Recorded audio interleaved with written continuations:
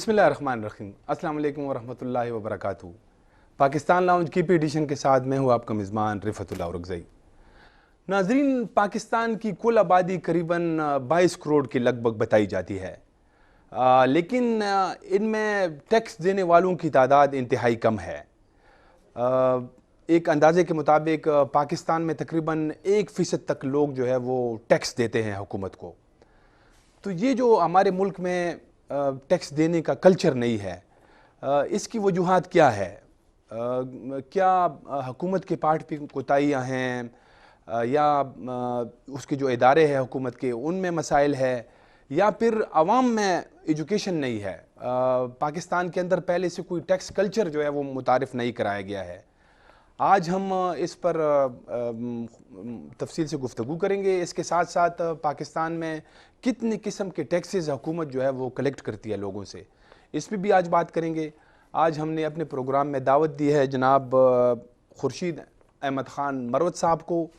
خورشید احمد خان مروت صاحب chief commissioner inland revenue FBR Peshawar ہیں۔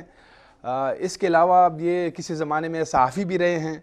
خورشید صاحب، آپ کو پروگرام میں خوش آمدید کہتے ہیں۔ بہت شکریہ رفعت صاحب، thank you very much for having me in your show. Khurshid صاحب، پہلے تو آپ اپنے آفس کا جو ہے نا یہ اس کا اختیار، فنکشنز اور طریقہ کار کے بارے میں ہمارے ناظرین کو تھوڑا سا بتائیں۔ دیکھیے، بہت سارے لوگوں کو تو انکم ٹیکس یا IRS کی ورکنگ کا پتہ ہے، جو پڑھے لکھے لوگ ہیں اور جو ٹیکس دہندہ ہیں، لیکن اس کے علاوہ ایک بہت بڑی تعداد ایسے لوگوں کی ہے جن کو شاید پتہ نہ ہو کہ یہ دفتر کیسے کام کرتا ہے۔ اچھا۔ اس دفتر، یہ جو RTO پشاور ہے، اس کی ثوابدید یا اس کی ڈومین جو ہے وہ 3 قسم کے ٹیکسز پہ شامل ہے۔ ہم 3 قسم کے ٹیکسز کے ساتھ ڈیل کرتے ہیں۔ اچھا۔ ایک انکم ٹیکس، ایک سیلز ٹیکس اور ایک federal excise duty. Income tax اور سیلز ٹیکس میں اور یہ فیڈرل ایکسائز میں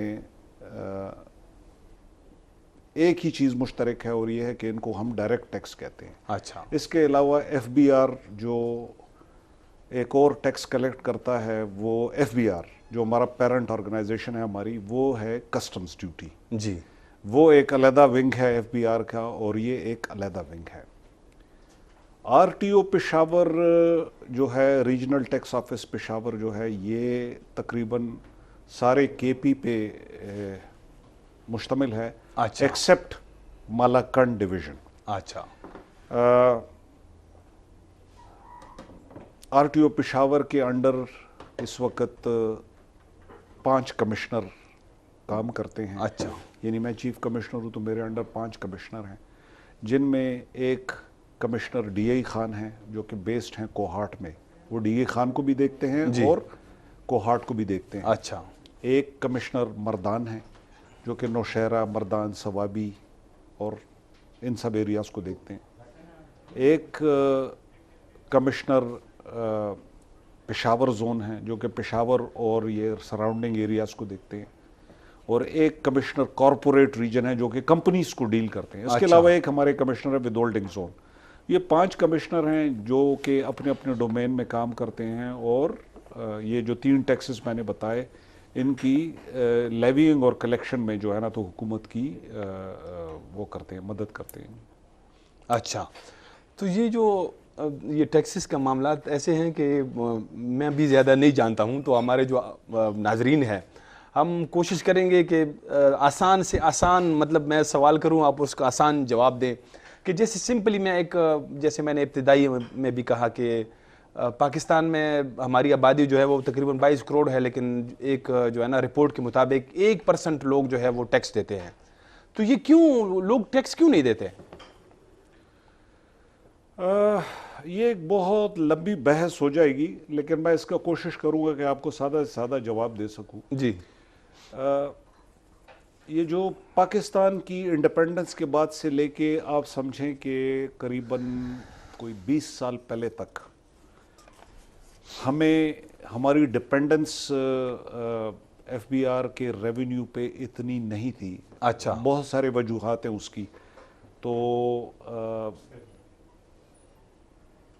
اور ان وجوہات کا آپ کو مجھ سے زیادہ پتہ ہے. ہم مختلف ادوار میں مختلف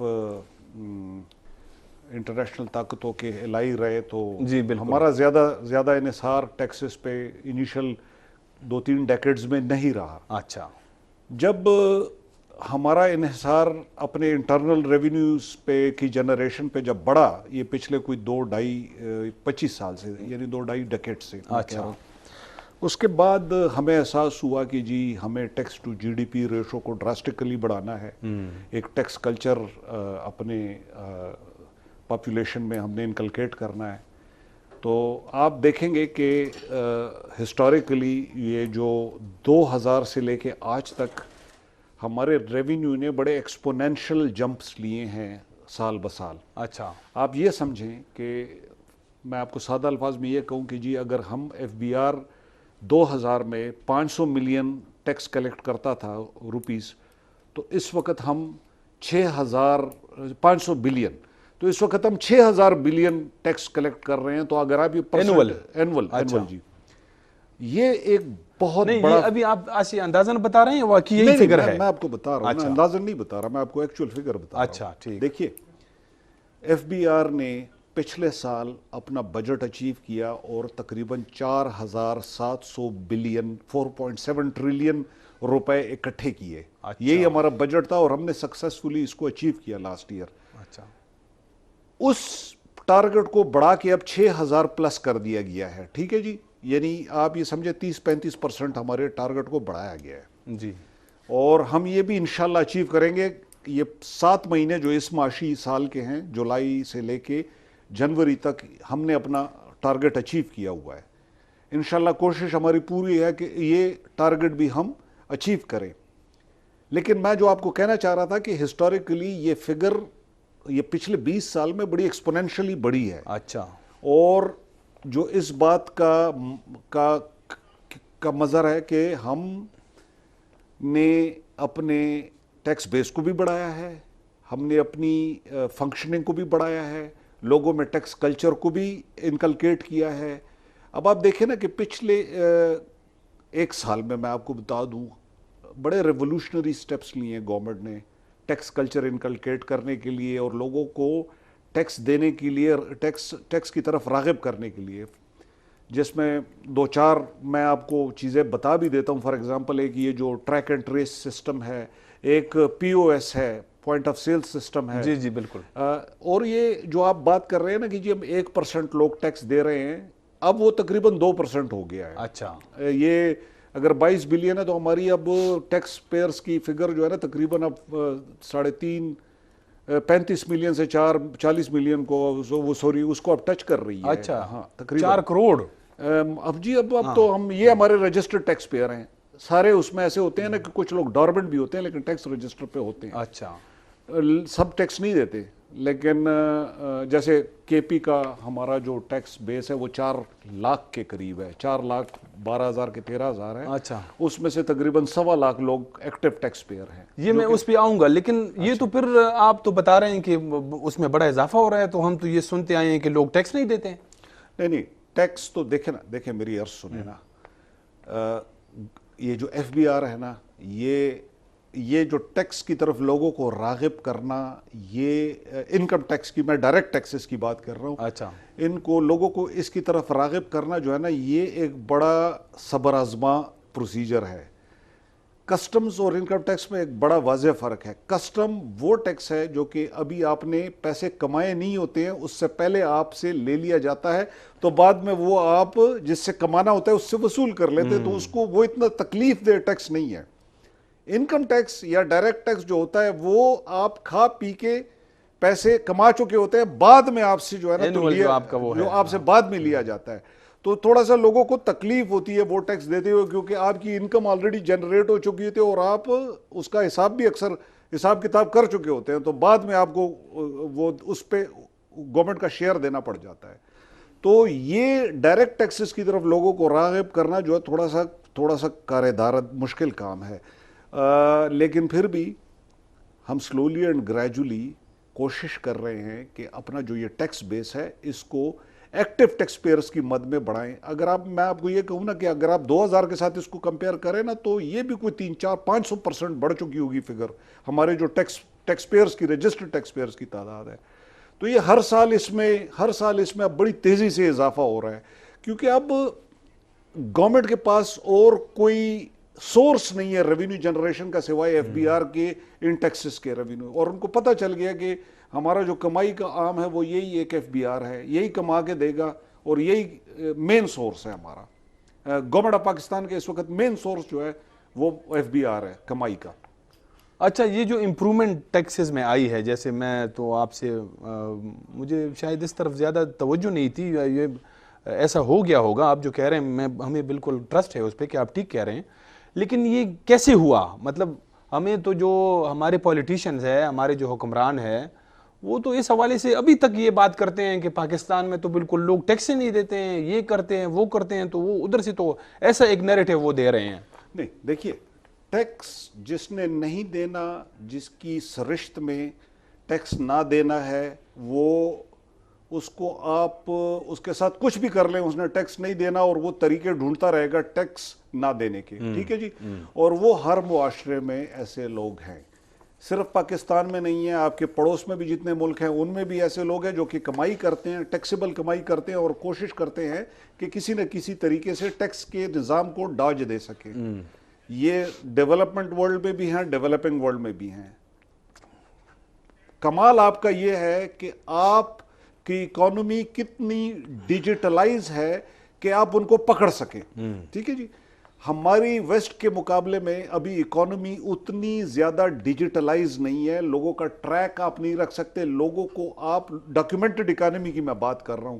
اگر ہم اس سٹیج پہ پہنچ گئے ڈیولپمنٹ کے کہ ہماری ہر چیز ڈاکیومنٹڈ ہو جائے, ہم کوشش کر رہے ہیں کہ ہمارا سارا جو ڈیٹا ہے پاکستان کا وہ سینٹرلی لنکڈ ہو جائے. ابھی ریسنٹلی ایف بی آر اس سلسلے میں ایک بہت بڑا میجر سٹیپ لینے والا ہے. اچھا, تو یہ ڈیٹا جب ہمارا سارا سینٹرلائزڈ ہو جائے گا تو کوشش اس میں یہی ہوگی کہ وہ بندہ جو کہ ہمارے ریڈار سے بچ کے کمائی کر رہا ہے اور ٹیکس اس پہ نہیں دے رہا, وہ بھی پھر بچ کے نہیں جا سکے گا. اور یہ آج نہیں تو کل, 1-2 سالوں میں یہ کام پیک پہ پہنچ جائے گا. تو یہ نیریٹو اگر کوئی دیتا ہے کہ جی ہمارے لوگ ٹیکس نہیں دے رہے ہیں, تو ہمارے لوگ صرف نہیں ہے, پورا جو یہ خطہ ہے, پورا یہ جو ایشیا ہے, اس میں ہر ملک میں ایسے لوگ ہیں جو کہ کوشش یہی کرتے ہیں کہ ٹیکس نہ دینا پڑے انہیں. ہماری کوشش یہ ہے کہ ان کو پکڑیں اور ان کے اوپر ٹیکس لگائیں, اور ہم اس میں مصروف ہیں. Tax to G D P ratio ہماری ٹھیک ہے, ریجن میں کم ہے, لیکن انشاءاللہ ہمارا ٹارگٹ ہے کہ اس کو 20% پہ ہم پہنچائیں, اور یہ ایک بڑا ڈیسنٹ فگر ہوگا, اور اس کے لیے ہمیں 3-4 سال کا ہمیں ٹارگٹ ملا ہوا ہے. ہم اس میں اپنی tax to G D P ratio 20% پہ پہنچائیں گے. یہ نیریٹو تو پولیٹیشین دیتے رہیں گے, اب میں اس پہ کچھ بحث کر نہیں سکتا یا اس پہ میں کمنٹس کر نہیں سکتا, لیکن یہ ہے کہ میں یہ کہہ سکتا ہوں کہ جی الحمدللہ ایف بی آر کوشش کر رہا ہے. پچھلے 10 سال میں بہت زیادہ ایفرٹس ڈالی ہیں اس مد میں, اور آنے والے کچھ سالوں میں بڑی امپرومنٹ آپ کو نظر آئے گی ان فگرز میں. اچھا, یہ جو عام طور پہ جو پاکستان میں جن لوگوں پہ ٹیکس لاگو ہوتا ہے وہ ظاہر ہے کہ امیر لوگ ہیں, کیونکہ عام جو غریب لوگ ہیں وہ تو بیچارے, ان کے پاس تو خود کھانے کے لیے کچھ نہیں ہوتا, وہ ٹیکس کیا دیں گے. تو جو ٹیکس چوری کرتے ہیں وہ سارے یہ بڑے بڑے لوگ ہیں, ہماری سیاست میں بھی شامل ہیں, وہ مطلب ان میں وزراء بھی ہے. میں آپ سے زیادہ سیاسی سوال نہیں کروں گا, آپ کسی کا نام نہ لیں, لیکن میں ویسے جو ہے نا جنرلی کہہ رہا ہوں کہ ٹیکس چوری تو امیر ہی کرتے ہیں نا زیادہ تر. رفعت صاحب, ٹیکس چوری ہر وہ بندہ کرتا ہے جس کو موقع ملتا ہے. اچھا, ٹھیک ہے جی, میری 28 سال نوکری ہو چکی ہے. میں آپ کو یہ ریکارڈ پہ کہہ سکتا ہوں کہ 1-2% لوگوں کو نکال کے 98% لوگ نہ صرف اس ملک میں بلکہ کسی بھی اور ملک میں ہوں, ان کو اگر موقع ملتا ہے نا اور کوئی لوپ ہول مل جائے ٹیکس کے نظام میں, تو وہ اس کو ضرور یوز کرتے ہیں اور کوشش کرتے ہیں کہ وہ ٹیکس کو بچائیں. دیکھیں, 2 قسم کی چیزیں, ایک ہے ٹیکس پلاننگ اور ایک ہے ٹیکس ایوائڈنس.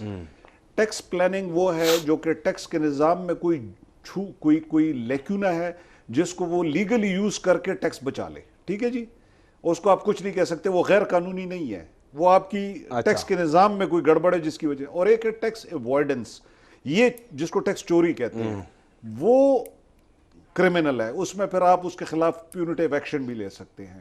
ٹھیک ہے جی. تو یہ ٹیکس اوائڈنس اور ٹیکس پلاننگ, یہ ٹیکس پلاننگ ہر کسی کا حق ہے, وہ وکیلوں کی ہیلپ سے لوگ کرتے ہیں جی, جس میں بہت بڑے بڑے جو یہ کارخانے دار ہیں یا بڑی بڑی ملٹی نیشنلز ہیں, یہ بہت بڑی فیسوں پہ لوگوں کو, چارٹرڈ اکاؤنٹنٹس کو اور یہ جو فرمز ہوتی ہیں آڈیٹنگ فرمز, ان کو ہائر کرتے ہیں اور ان کو اسی لیے رکھتے ہیں کہ وہ ان کو یہ چھوٹے چھوٹے پوائنٹس نکال کے دیں کہ جی ٹیکس کیسے بچایا جا سکے. تو وہ یہ کرتے ہیں, اور غریب لوگ جو ہے نا ان کو اپنے تئیں کوئی چانس نظر آ جائے تو وہ اپنی کوئی پراپرٹی لے لی, ان کا خیال ہوتا ہے میں اپنے نام سے لوں گا تو میں چھپ جاؤں گا, اپنے کسی رشتہ دار کے نام سے جس کو ہم بے نامی کہتے ہیں اس کے نام سے لے لیتے ہیں, کوئی گاڑی کسی اور کے نام سے لے لیتے ہیں. ہر بندہ کوشش کرتا ہے کہ کہیں سے مجھے 10-20 روپے میں بچا لوں ٹیکس کی مد میں, تو وہ کوشش کرتا ہے. کمال یہ کہ ہم اس کو ڈاکیومنٹ, یہ اکانومی ڈاکیومنٹ ہو جائے تاکہ ہم ان کو پکڑ سکیں, اور ہمارا ٹیسٹ بھی یہی ہے. سو ٹیکس بچانا ہر کسی ہر بندہ کرتا ہے کوشش, غریب ہو یا امیر.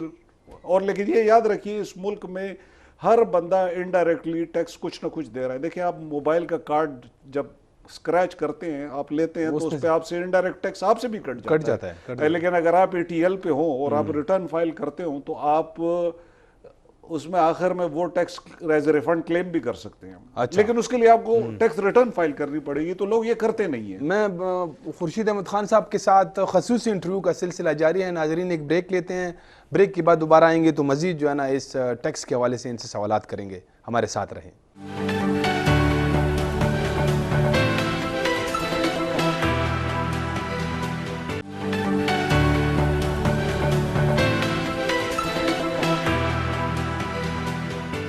بریک کے بعد دوبارہ خوش آمدید. مروت صاحب, یہ آج کل ہم دیکھ رہے ہیں کہ تاجر جو ہے وہ احتجاج کر رہے ہیں, پوائنٹ آف سیل پہ جو ہے نا کوئی مسئلہ چل رہا ہے. تو یہ پوائنٹ آف سیل جو ہے, یہ ہمارے ناظرین کو تھوڑا سا یہ آسان الفاظ میں بتائیں کہ یہ ہے کیا چیز. رفعت صاحب, جیسا کہ نام سے ظاہر ہے پوائنٹ آف سیل, جی, اس کا مطلب یہ ہے کہ جہاں پہ ایکچوئل سیل جس پوائنٹ پہ ہو رہی ہے اس جگہ پہ کوئی FBR نے کچھ کرنا ہے. اچھا, تو وہ میں آپ کو بتا دیتا ہوں کہ کیا کرنا ہے. یہ FBR نے یہ فیصلہ کیا ہے کہ ڈاکیومنٹیشن آف اکانومی کی طرف جو چھوٹے چھوٹے سٹیپس ہم نے لینے, جو میں نے پہلے بتایا آپ کو, اس میں ایک یہ پوائنٹ آف سیل سسٹم ہے. یہ سسٹم ایکچولی یہ ہے کہ یہ جو آپ کے یہ ریٹیلرز جو ہیں نا, یہ بڑے دکاندار ہیں فار ایگزامپل, ان کی جو وہ مشین نہیں ہوتی سیل کی, اس کے ساتھ ایک کمپیوٹر ان کو لنک کرنا ہوگا اور اس میں ایک سافٹ ویئر ڈلے گا. اس بندے نے جتنے بھی انوائسز جنریٹ کرنی ہیں, اچھا, وہ اس پہ FBR کا پراپر ایک کوڈ آئے گا, اور ایک QR کوڈ ہوگا, اور ایک انوائس نمبر ہوگا, اور وہ ویریفائیبل ہوگی وہ انوائس. اچھا, اس سے ہمیں کیا فائدہ؟ جی, اس سے ہمیں یہ فائدہ ہے کہ جی اس میں ہر وہ انوائس جو POS جنریٹ کرے گا اس میں 1 روپیہ POS کی مد میں کٹے گا. مطلب اگر آپ نے 1 روپے کی چیز خریدی ہے تو آپ کو 2 روپے دینے پڑیں گے, کیونکہ ایک ہمیں دینا پڑے گا, FBR کو چارج ہے وہ. اچھا, اور وہ ہمارے ڈیولپمنٹل ورک کے لیے ہوگا. لیکن یہ کن پہ لاگو ہے اور یہ شور کیوں ہو رہا ہے؟ شور اس لیے ہو رہا ہے کہ یہ جو چھوٹے تاجر ہیں ان کا یہ خیال ہے کہ شاید یہ نظام ان کے اوپر بھی لاگو ہو رہا ہے, جبکہ ایسا نہیں ہے. اچھا, یہ جو پوائنٹ آف سیل سسٹم ہے, اس کو ان کو ٹیئر 1 ریٹیلرز جن کو کہتے ہیں, اس میں 5-6 قسم کے لوگ ہیں جن پہ یہ لاگو ہے. ان میں نمبر 1 وہ لوگ ہیں جن کی دکان کا سائز یا شو روم کا سائز 1000 اسکوائر فٹ ہے. اچھا, تو یہ اس پہ نہیں ہے کہ اس میں کیا انویسٹمنٹ ہے یا میں وہی سارا نہیں اس کی طرف بھی آ رہا ہوں. ایونچوئل مقصد تو وہی ہے کہ اس سے پتہ لگانا ہے کہ ان کی کتنی سیلز ہے, کیا انویسٹمنٹ ہے, وہ بعد میں آنا ہے. لیکن میں آپ کو بتا رہا ہوں کہ پہلے یہ لاگو کن پہ ہوا ہے, کیونکہ اس وقت چھوٹے دکاندار یہ سمجھتے ہیں کہ یہ ہم پہ بھی آ رہا ہے, وہ ایجیٹیشن کرتے ہیں بعد میں. لیکن اب ان کو آئیڈیا ہو گیا. ویسے ایک تو وہ کہ جن کا 1000 اسکوائر فٹ کی دکان ہے تو وہ سیدھے اس میں آ گئے. اچھا, یہ 1000 اسکوائر فٹ کی جو دکان کا سائز ہے, یہ فرنیچر والوں کے لیے 2000 ہے یہ شرط. اچھا, کیونکہ آپ نے دیکھا ہوگا فرنیچر والوں کی دکان ذرا بڑی ہوتی ہے, ان کے وہ جو ان کا جو سامان ہوتا ہے وہ بڑے بڑے سیٹ ہوتے ہیں, بیڈ روم سیٹس, تو ان کے لیے 2000 ہے یہ شرط, ان کے لیے ریلیکسڈ ہے. اس کے علاوہ جو چین سٹورز ہیں, فار ایگزامپل میں کسی کا نام نہیں لینا چاہتا, بڑے بڑے جو چین سٹورز ہیں ان کے لیے یہ شرط جو ہے نا پھر ریلیکسڈ ہے.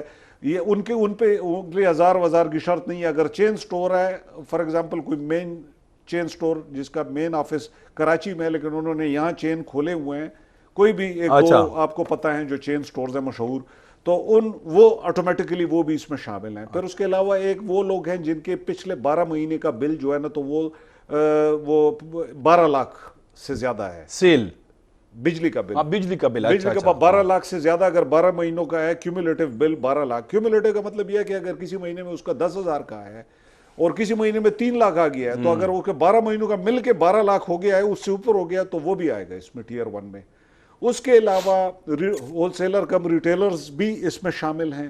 اس کے علاوہ جن کے پاس کریڈٹ ڈیبٹ کارڈ کی انٹریز ہیں, مشینیں ہیں جی, وہ سائز مائز کچھ نہیں ہے, اگر مشین اس کے پاس ہے تو وہ بھی پی او ایس سسٹم انسٹال کرے گا. اس کے علاوہ ایک کیٹیگری اس میں یہ ہے کہ اگر کوئی اگر کوئی ایئر کنڈیشن مال ہے آپ کے شہر میں, یعنی آپ نے اسلام آباد میں جو بڑا مال ہے, اس طرح کے اگر پشاور میں کوئی سینٹرلی ایئر کنڈیشن مال ہو, تو اس میں جتنے بھی دکانیں ہیں وہ آٹومیٹکلی ساری پی او ایس میں آ جائیں گی. تو یہ ان لوگوں کے لیے ہے. یہ جو گلی کوچوں کی دکانیں ہیں ان پہ یہ نہیں لاگو ہوتا. آپ لوگوں نے یہ انسٹال کرنی شروع کر دی ہے یہ جی آلریڈی, اس کو انٹیگریشن پروسیس کہتے ہیں. اچھا, ہم نے وہ دکانیں ساری آئیڈینٹیفائی کر دی ہیں, ہم نے بھی کی ہیں اور ہم لگے ہوئے ہیں, یہ کنٹینیوس پروسیس ہے. اس میں ایف بی آر ہمارا ہیڈ کوارٹر بھی ہماری ہیلپ کرتا ہے, اور ہم خود بھی اپنی ٹیموں کے ذریعے سروے کر کے ان دکانوں کو, اس طرح کے ریٹیلرز کو آئیڈینٹیفائی کرتے ہیں, ان کو انگیج کرتے ہیں, ان کو کہتے ہیں کہ بھیا یہ آپ ٹیئر 1 ریٹیلر ہیں ہمارے حساب سے, اور آپ کو انٹیگریٹ ہونا ہے. اور اگر وہ یہ کہہ دے کہ جی میں ان 6 شرطوں میں آپ کی ان شرطوں پہ پورا نہیں اترتا ہوں اور آپ کا اسیسمنٹ غلط ہے, اور وہ اپنا کیس ثابت کر دے, تو ہم اس کو ایکسکلوڈ کر دیتے ہیں. اس پہ یہ نہیں لاگو ہوتا. اب تک ہم پشاور آر ٹی او نے اب تک تقریباً کوئی 125 کیسز جو ہے نا تو ہم نے وہ کر لیے ہیں, انٹیگریٹ کر لیے ہیں, جس میں یہ بڑے بڑے سٹور آپ کی جتنی بھی ہیں یہ سب شامل ہیں. تو وہاں اب لگی ہوئی ہیں آپ لوگوں کے. بالکل جی, وہ آپ جائیں گے. اچھا, اب آپ کی توسط سے آپ کو پتہ ہوگا کہ پچھلے مہینے بھی ایف بی آر نے ایک پرائز اسکیم شروع کی ہے. آپ ایک ہماری ٹیکس آسان اپلیکیشن ہے, آپ اس کو ڈاؤن لوڈ کر لیں. اس میں ایک ٹیب ہے جس کو کہتے ہیں انوائس ویریفیکیشن. رفعت صاحب, اگر آپ نے کسی بڑے سٹور سے, جن کا میں نے ذکر کیا پشاور میں جو بڑے ڈپارٹمنٹل سٹور ہیں, اگر آپ نے ان میں سے کسی سے سودا لیا اور آپ کو نیچے پی او ایس کا وہ نہیں نظر آتا کوڈ, یا وہ نہیں نظر آتا, تو آپ اس کو نا آپ اس ایپ کے ذریعے اس کو ویریفائی کریں. اگر وہ ویریفائی نہیں ہوتی تو آپ اس کو رندازی میں شامل ہو گئے آٹومیٹکلی. آپ کو ریوارڈز بھی اس پہ مل سکتے ہیں. لیکن یہ ان کو پکڑنے کا ایک طریقہ ہے. ہم کوشش تو کر رہے ہیں, ہمارے لوگ ان کے اوپر ڈیوٹی بھی کرتے ہیں, اور ان کو پکڑنے کی جو انٹیگریٹ ہو چکے ہیں ان کو پکڑنے کی کوشش بھی کرتے ہیں. اور ہم کوشش کریں گے کہ یہ جو میرے آر ٹی او کے جو 125 بڑے دکاندار یا ٹیئر 1 ریٹیلرز ہم نے انٹیگریٹ کیے ہیں, ان کو ہم شاید 500 تک لے جائیں اگلے کوئی 2-4 مہینوں میں.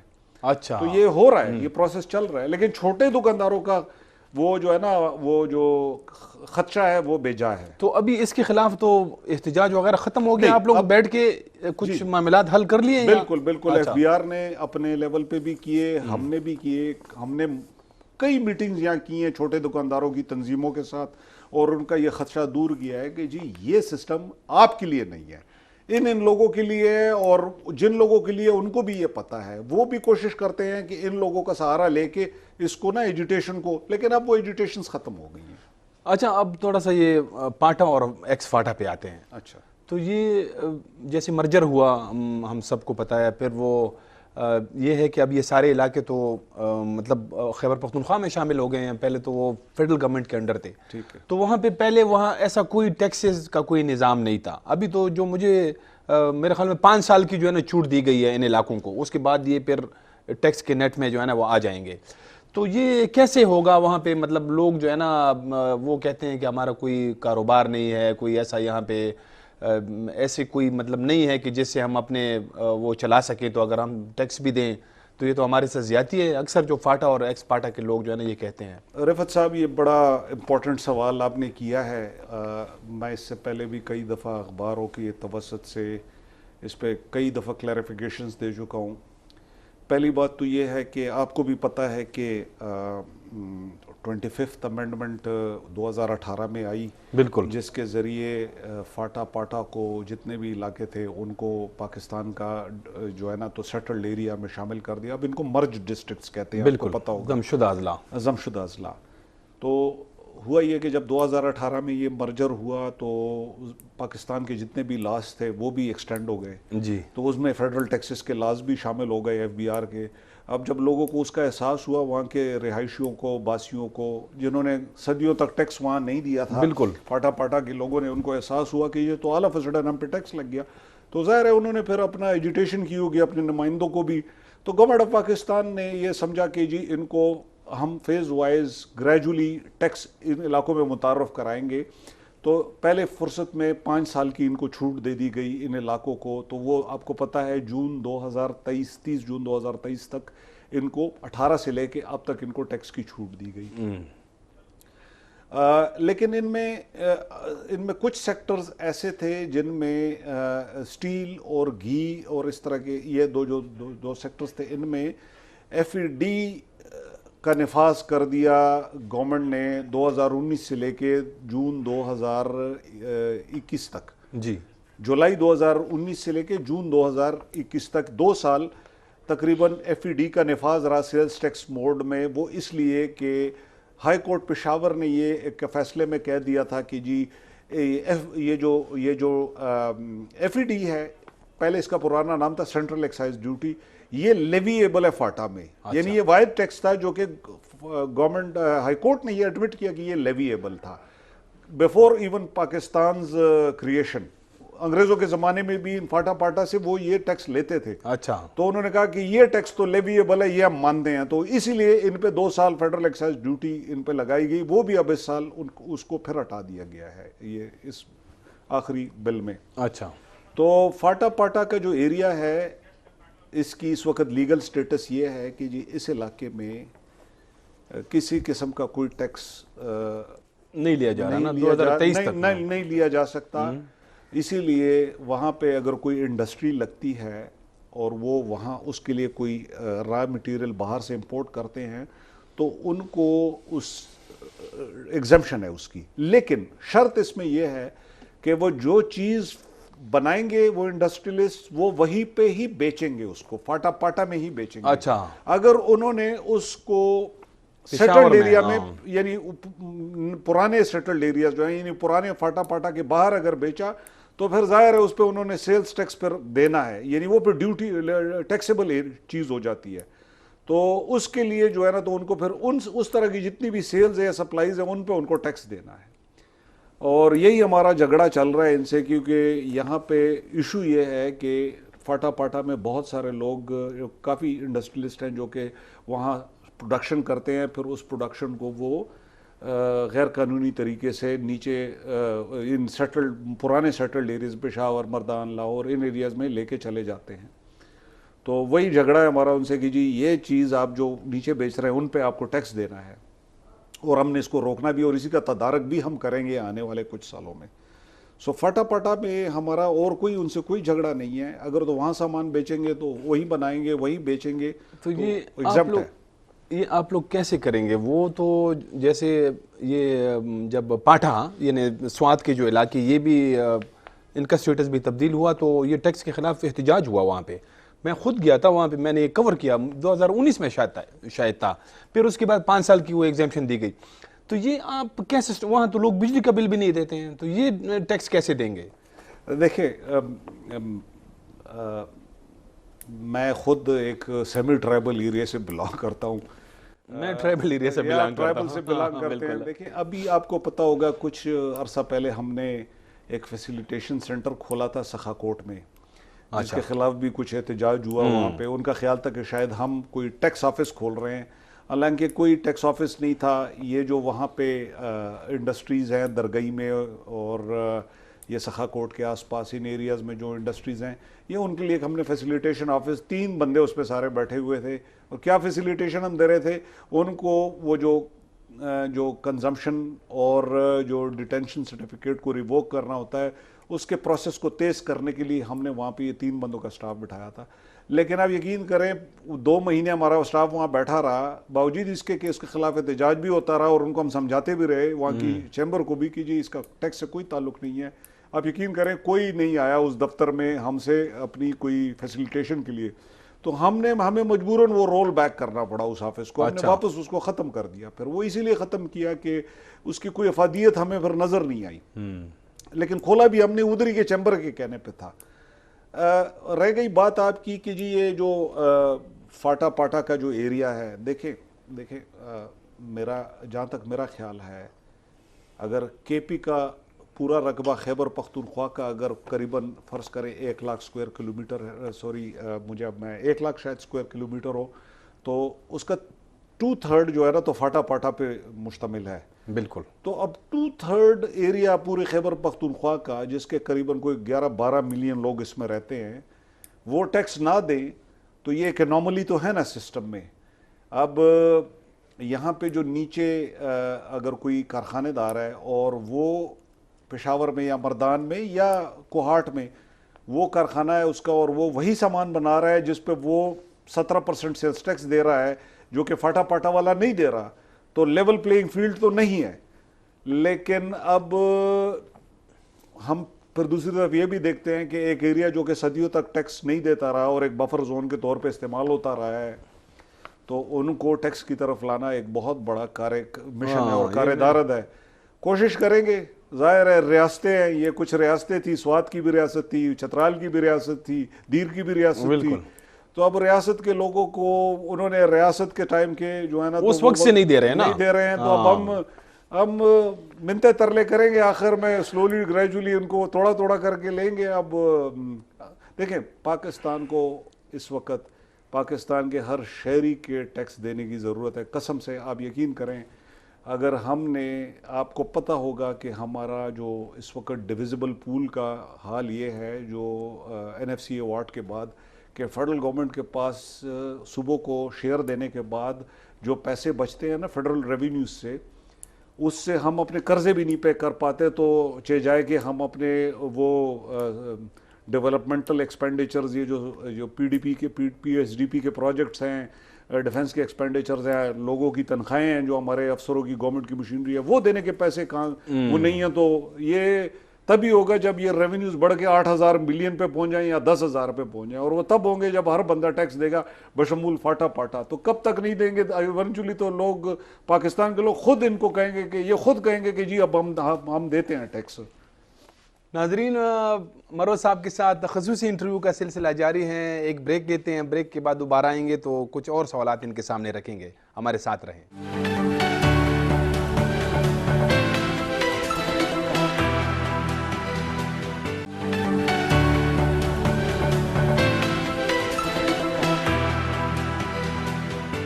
بریک کے بعد دوبارہ خوش آمدید. اچھا آپ اس سے پہلے بھی وہ بات کر رہے تھے صوبوں کے حوالے سے نا تو اگر میں ایک سمپل سا سوال کروں کہ پاکستان میں کس صوبے میں لوگ زیادہ ٹیکس دیتے ہیں؟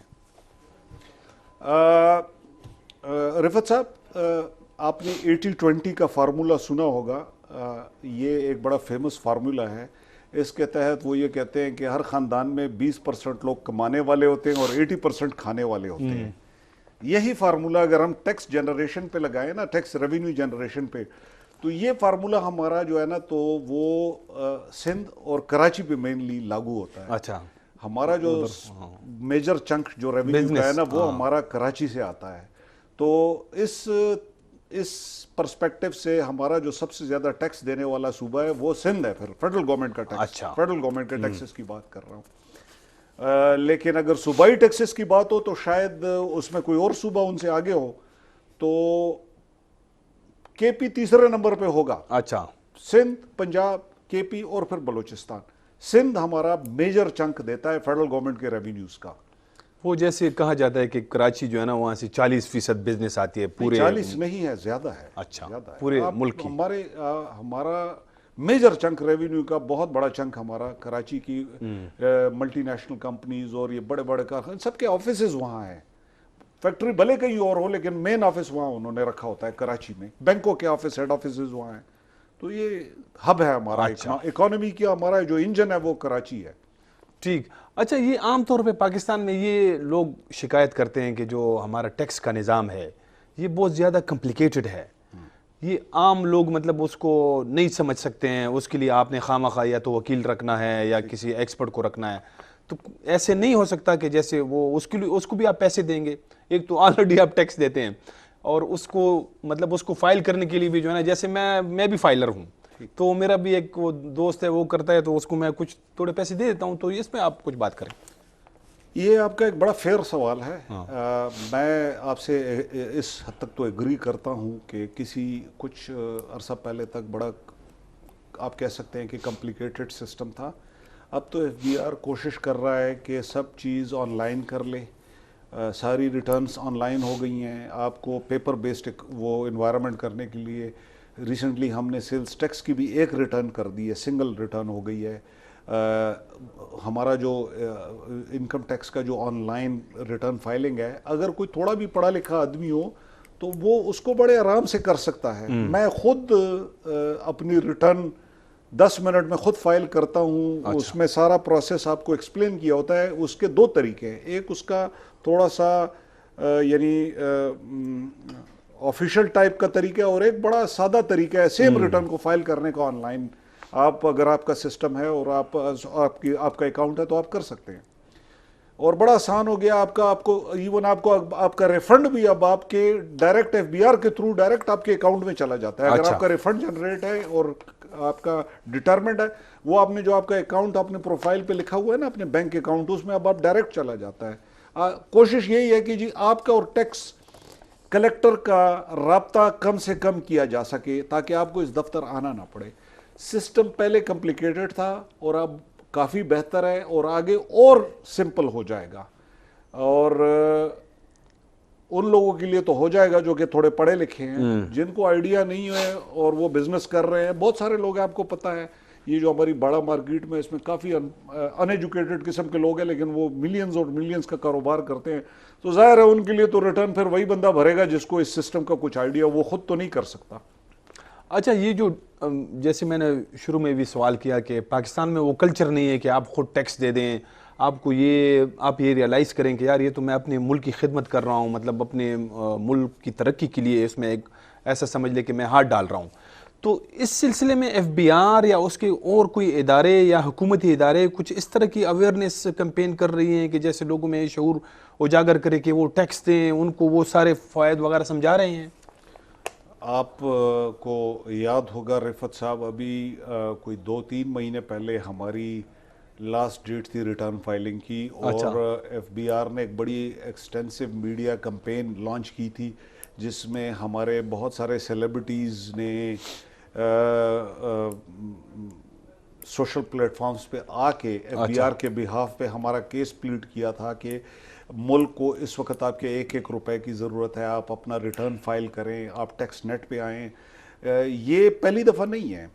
जब भी रिटर्न फाइलिंग का टाइम आया एफबीआर ने एक बड़ी एक्सटेंसिव मीडिया कैंपेन लॉन्च की है, अखबारों के थ्रू, टीवी के थ्रू, कॉर्नर मीटिंग्स के थ्रू लोगों में ये शऊर लाने की कोशिश की है कि जी आपका एक एक पैसा जो है ना, तो वो जब गवर्नमेंट के पैसे उसमें इस समंदर में एक एक कतरा जब मिलता है तब ही जाके हम इस पोजीशन में होते हैं कि आपके ये अस्पताल, एजुकेशन और इन जो गवर्नमेंट के काम हैं उन प्रोजेक्ट्स को बढ़ा भी सकें, कंटिन्यू भी कर सकें और उनको फ़ाल भी रख सकें।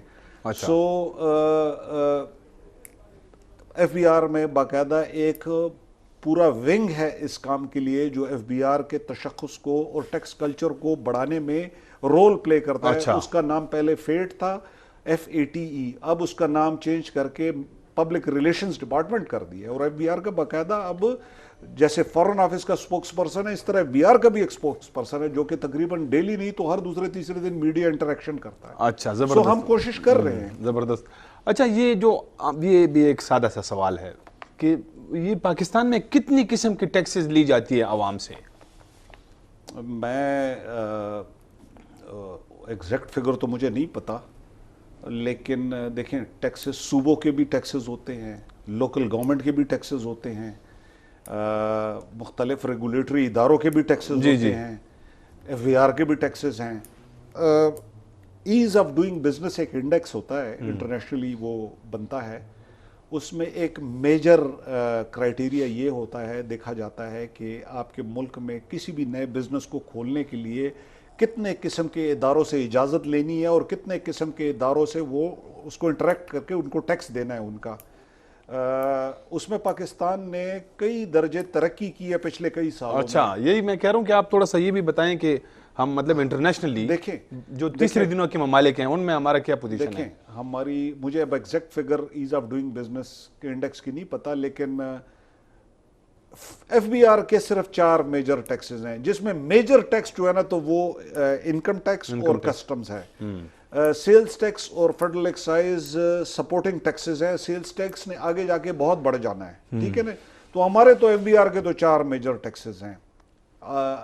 آئی آر ایس جو ہے وہ 3 سے ڈیل کرتا ہے، اور کسٹمز جو ہے نا تو وہ کسٹمز کو کلیکٹ کرتا ہے۔ اس کے علاوہ اپنے ہر صوبے کے دیکھیں پراپرٹی ٹیکسز بھی ہوتے ہیں، آپ کو پتہ ہے، اگر آپ اسلام آباد کے رہائشی ہوں تو آپ کو سی ڈی اے کے ٹیکس الگ دینے ہیں، واٹر ڈپارٹمنٹ کے ٹیکسز الگ دینے ہیں، اس کے علاوہ اور بہت سارے ٹیکسز ہوتے ہیں صوبائی لوکل گورنمنٹ کے، وہ اس کے علاوہ ہیں۔ ان کا مجھے اس وقت ایگزیکٹ فگر نہیں معلوم، شاید 20-30 ہوں، 40 ہوں، مجھے کچھ اس کا ایگزیکٹ فگر نہیں پتا۔ اچھا، یہ جو حال ہی میں ایک اور کام شروع ہوا ہے کہ جیسے بجلی کے بلوں کے اندر جو ہے نا ایک ٹیکس ڈال دیتے ہیں، کہ جیسے وہ یعنی آج کل تو بجلی کے بل ایسے آ رہے ہیں کہ آپ کا ایکچول بل جو ہے وہ 4000 ہوتا ہے اور اس میں 6000 روپے ٹیکسز ہوتے ہیں، تو یہ بھی آپ لوگ کر رہے ہیں؟ نہیں جی، یہ ہمارا، آپ میرا خیال ہے فیول پرائس ایڈجسٹمنٹ کی بات کر رہے ہیں، بہت سارے یہ ہر چیز میں آ رہے ہیں نا جی، یہ تو میں بھی دے رہا ہوں رفعت صاحب، آپ اگر واپس گیس کے بلوں میں بھی آ رہے ہیں، گیس کے بلوں میں بھی، جی اس میں بھی آ رہے ہیں۔ یہ میں بھی آپ کی طرح ایک عام ٹیکس دہندہ ہوں، اور مجھ سے بھی بل میں، اگر میرا بل 5000 ہے تو اس میں پچھلے مہینے کوئی 2-3 ہزار کی فیول پرائس ایڈجسٹمنٹ ہوئی ہے، تو وہ سب سے، یہ سب کے لیے ہے۔ جیسے وہ ہم ٹی وی لائسنس کی فیس بجلی کے بل میں دیتے ہیں، تو دیکھیں جب آپ ایز اے بنحیث القوم اگر ٹیکس دینے کے لیے تیار نہ ہونا، تو سب سے آسان طریقہ آپ سے یہی ہوتا ہے کہ آپ سے انڈائریکٹ طریقے سے، بغیر آپ کو کہے ہی آپ سے ہم لے لیں یہ ٹیکس فی الحال۔ تو جب تک کہ آپ خود دینے پہ راضی نہ ہو، تو یہ اسی لیے اس طرح کے بلوں میں پھر ان کو ایڈ کر کے لیا جاتا ہے۔ میں بھی دیتا ہوں وہ ٹیکسز۔ نہیں وہ ٹھیک ہے، میں لیکن روزانہ مہنگائی ہے، روزانہ اب یہ کچھ سیاسی سب یہ سوال ہو گیا ہے، لیکن یہ بھی بات ہے کہ اب آپ دیکھیں روزانہ جو ہے نا تیل کی قیمتیں بڑھ رہی ہیں، روزانہ جو ہے وہ کھانے پینے کی چیزیں کی قیمتیں بڑھ رہی ہیں، یہ بھی ہیں، ساتھ میں جو ہے نا وہ ہماری کرنسی بہت ڈیویلیو ہو گئی ہے، تو ساتھ میں ہم ٹیکسز بھی دے رہے ہیں، تو یہ بیچارے جو ہے نا آخر وہ پشتوں میں کہتے ہیں شوخ عوام ہے یہ۔ دیکھیں اب یہ مہنگائی بڑھنے کے بہت سارے عوامل ہیں۔ ہمارا آپ کو پتہ ہے کہ ہمارا جو یہ امپورٹ بل ہوتا ہے، جن کی پیمنٹ ڈالرز میں ہوتی ہے، ہمارے امپورٹ بل کا ایک سبسٹینشل جو اماؤنٹ ہے وہ ہم تیل کی مد میں پے کرتے ہیں۔ تیل ایک بیسک نیسیسٹی ہے جس کے بغیر ہم گزارا نہیں کر سکتے۔ جی، لوگوں نے ٹریول کرنا ہے، گاڑیوں میں مال لانا لے جانا، وہ بھی گاڑیوں میں تیل لگتا ہے، ٹھیک ہے جی، بہت سارے آپ کے پاور پلانٹس ہیں جن پہ تیل سے چلتے ہیں، انڈسٹریز ہیں تیل سے چلتی ہیں، ساری اکانومی آپ کے تیل کے گرد گھومتی ہے۔ جب تیل کی قیمتیں انٹرنیشنلی بڑھیں گی تو آپ کے ہاں بھی بڑھیں گی، اور اس کا امپیکٹ ڈائریکٹلی کھانے پینے کی چیزوں پہ بھی پڑتا ہے، ٹھیک ہے جی۔ تو یہ جو کرنسی ڈیویلیویشن ہوتی ہے، یہ میرا سبجیکٹ نہیں ہے، لیکن میں آپ کو ویسے ہی اتنا کہہ سکتا ہوں آپ کو کہ گورنمنٹ کے پاس 2 راستے ہوتے ہیں اکانومی کو ریگولیٹ کرنے کے لیے، ایک فسکل پالیسی ہوتی ہے اور ایک مانیٹری پالیسی ہوتی ہے۔ ایک کو اسٹیٹ بینک کنٹرول کرتا ہے اور دوسرے کو finance ministry F B R کے تھرو کنٹرول کیا جاتا ہے۔ ہم کوشش کرتے ہیں کہ جی اپنی امپورٹس بڑھانے کے لیے، جب ہم ایکسپورٹس بڑھانے کے لیے ہم کوشش کرتے ہیں کہ اپنی جو کرنسی ہے اس کو اس لیول پہ لے آئیں کہ ہمارا ایکسپورٹر ہمارا اس سے فیسیلیٹیٹ ہو اور وہ زیادہ ریونیو جنریٹ کر سکے۔ تو یہ کرنسی ڈیویلویشن کا تو اس سے لنک ہے. باقی مہنگائی جو ہے نا جی یہ انٹرنیشنلی بڑی ہے, آپ اس کو ایگری کریں یا نہ کریں, ہر ملک میں مہنگائی بڑی ہے. آپ کو شاید آئیڈیا نہیں ہوگا کہ ترکی میں لیرا پچھلے 2-3 سال میں 3-4 گنا 100 گنا بڑھا ہے. سیم کنڈیشن ہے جی. تو مہنگائی تو ہر جگہ بڑی ہے, اس لیے یہاں پہ بھی بڑی ہے. نہیں یہ تو آپ ٹھیک ہے, لیکن میں ویسے جنرل بات کر رہا تھا کہ آج کل بڑے جو ہے نا وہ لوگ پریشان ہیں. اچھا یہ جو ابھی اسٹیٹ بینک کی آپ نے بات کی, تو حال ہی میں اسٹیٹ بینک کے جو ہے نا وہ ایک امینڈمنٹ بل کے ذریعے سے ان کو بڑی اٹھانومی دی گئی ہے.